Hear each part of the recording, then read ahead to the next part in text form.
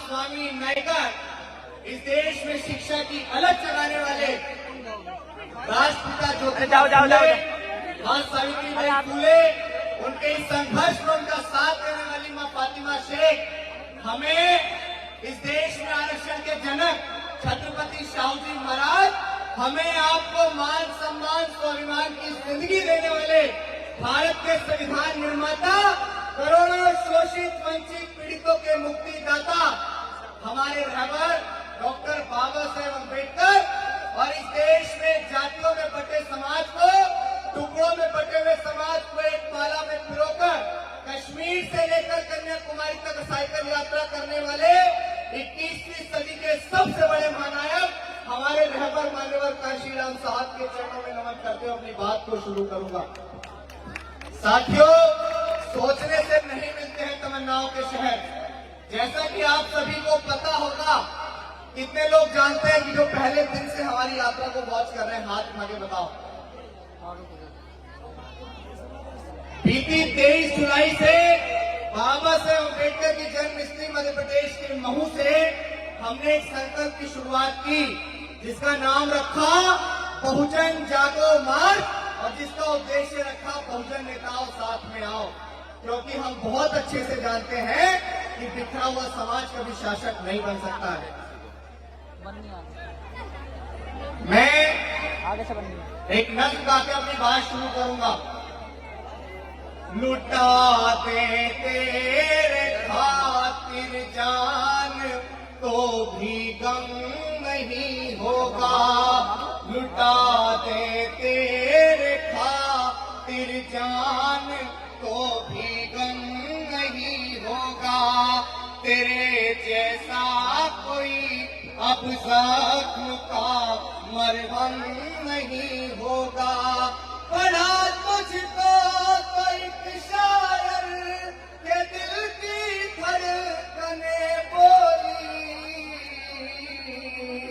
कई सदियों तलक अब दूसरा अम्बेडकर नहीं होगा, कई सदियों तलक अब कांशीराम सा नहीं होगा। मैं आपसे, खासकर नौजवानों से, हमेशा आपने मेरे ऑपरेशन को देखा है सोशल मीडिया के माध्यम से, बाबा साहेब अम्बेडकर की वीडियोस को, उनके ऊपर शायरियां मैं करता हूं, आपने देखा है। लेकिन वर्तमान समय में जो सबसे ज्यादा जरूरी है वो क्या है? बाबा साहेब अम्बेडकर ने कहा था कि हमें 21वीं सदी में इस देश का हुक्मरान बनना है। बाबा साहेब अम्बेडकर अपनी 4 संतानों को कुर्बान करके चले गए।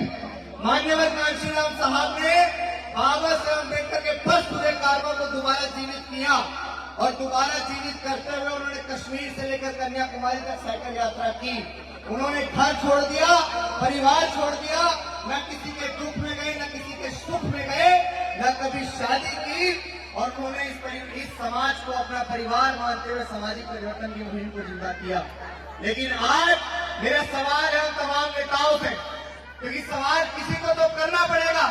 जिस सदी में डॉक्टर अम्बेडकर ने कहा कि हमें इस देश का हुक्मरान बनना है, जिस सदी में मान्यवर काशीराम साहब ने इतना बड़ा त्याग कर दिया, उस सदी में हम इस देश की सत्ता से इतने दूर क्यों हैं? ये सवाल करने वाला कौन होगा? आज इस देश में हमारे नेता, मैं एक से एक बाहुबली नेता आपको गिना सकता हूं जो समाज की लड़ाई लड़ रहे हैं। इस देश में देश की सबसे बड़ी कद्दावर नेता आदरणीय माननीय बहन कुमारी मायावती है। कद्दावर नेता या नहीं है? बताओ, है कद्दावर नेता या नहीं है? मैं कोई राजनीतिक व्यक्ति नहीं हूं, ना मैं किसी पार्टी और संगठन से ताल्लुकात रखता हूं, क्योंकि वर्तमान समय में किसी पार्टी, किसी संगठन की कट्टरता रखने से मुझे पता है कि हम किसी भी मूवमेंट को साकार नहीं कर सकते हैं।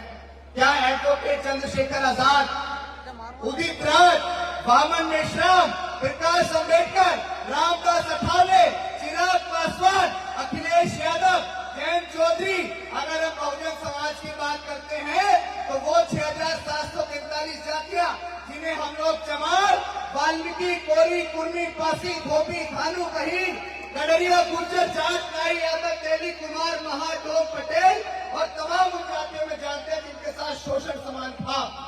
लेकिन आज हमारे नेताओं की वजह से हमारा समाज बटरा है। ये बात हमारे नेताओं को हमें समझानी पड़ेगी। बीते 2.5 महीने से अपने घर को छोड़ के हम लोग महू, इंदौर, देवास, सीहोर, भोपाल, बुरई, ललितपुर, झांसी, डबरा, दतिया, ग्वालियर, मुरैना, धौलपुर, आगरा, हाथरस, अलीगढ़ और उन तमाम जनपदों से होते हुए आज बुलंदशहर जनपद के अंदर हैं और पैदल पैदल चल रहे हैं। क्या धूप में, गर्मी में कोई भी नौजवान हमारे साथ हमारी टीम भी जो चल रही है, इनको कोई फंडिंग नहीं कर रहा है। बहुत सारे लोग कह रहे हैं कि अभिषेक यादव को तो चंद्रशेखर आजाद का फ्रेंड बना के तैयार किया जा रहा है और अभिषेक यादव को तो मायावती ने भेजा है, अभिषेक यादव को तो चंद्रशेखर आजाद ने भेजा है। तो देखो ये मूवमेंट किसी के पिताजी की पपोती तो है नहीं, ये मूवमेंट किसी के पिताजी की पपोती है क्या? जब हमें नजर आएगा कि हमारे नेताओं की वजह से आज मूवमेंट पस्त हो रहा है तो हम डंके की चोट पर अपने नेताओं से भी सवाल करेंगे, मन बनना पसंद नहीं करेंगे। और मैं समाज के अंदर वर्तमान समय के अंदर एक ऐसी क्रांति पैदा करने जा रहा हूं। ये समाज से मिलकर बनेगा।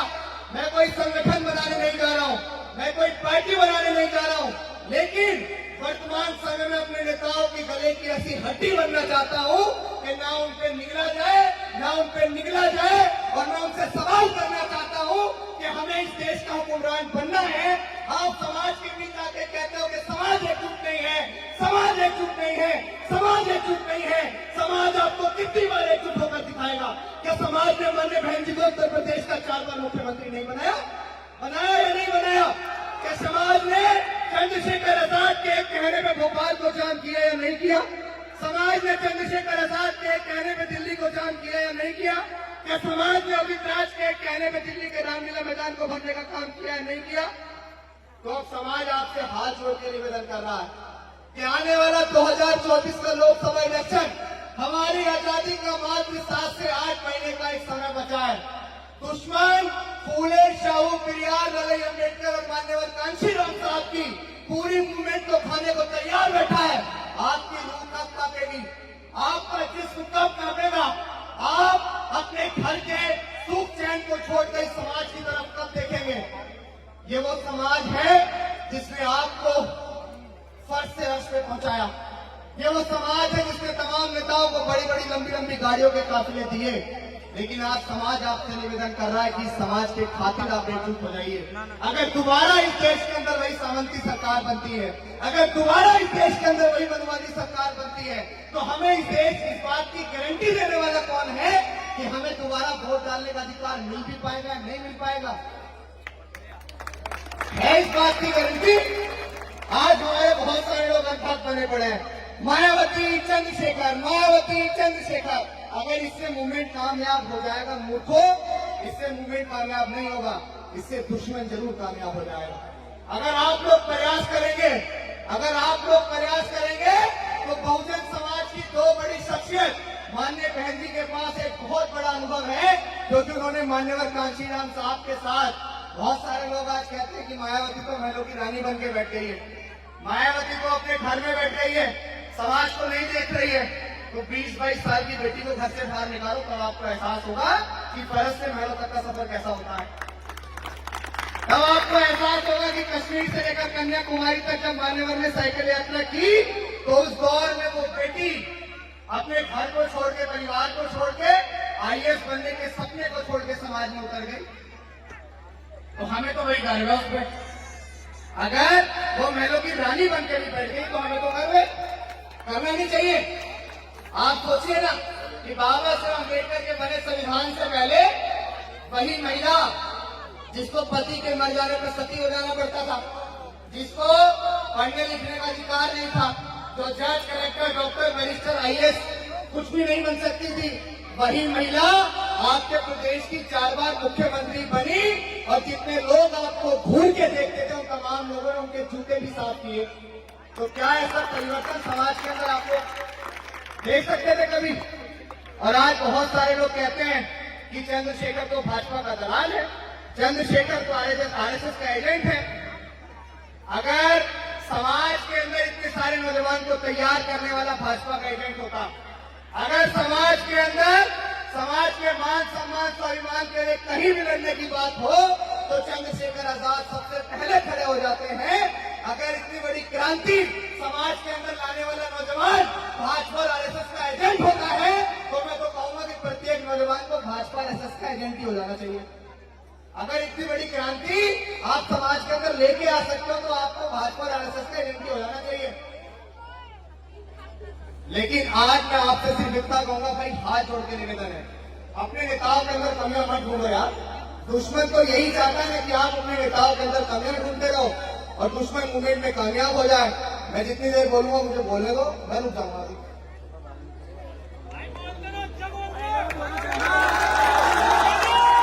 मैंने स्पष्ट ये कहा कि मैं कोई राजनीतिक व्यक्ति नहीं हूं, लेकिन जो बात है वो स्पष्ट कहने वाला आदमी हूं और वही मैं स्पष्ट कह रहा हूं। मुझे ये दिख रहा है कि आज हमने जब देखा ना, जमीन से उतर के वहां से हम लोग यहाँ तक आ गए। मैं अपने समाज के बीच को, अपने समाज के बीच अपनी बातें नहीं रखूंगा तो कैसे काम चलेगा। मैं आपको सिर्फ एक बात ये बताना चाहता हूँ कि हमने एक बड़े क्राइसिस को देखा है। मैं मध्य प्रदेश से यहाँ तक आ गया, मैंने एक बड़े क्राइसिस को देखा है कि हम लोग आपस में लड़ रहे हैं। और आज आपको मैं नौजवान साथी यहाँ खड़े हुए हैं, आप लोग अभिषेक के ग्लैमर को देखते हैं, आप लोग लंबी लंबी गाड़ियों के काफिले को देखते हैं, आप लोग फोटो खिंचवाने पसंद करते हैं, आप लोग देखते हैं कि हम कभी भी पुलिस से भिड़ जाते हैं। लेकिन अगर उसके पीछे सबसे महत्वपूर्ण कोई चीज है तो वो शिक्षा है। अभिषेक लॉ का स्टूडेंट है, वो पढ़ाई कर रहा है, किसी के बलबूते वो किसी से भी लड़ जाता है, किसी से भी भिड़ जाता है। अगर आपके पास ज्ञान नहीं होगा तो आप कुछ नहीं कर पाओगे।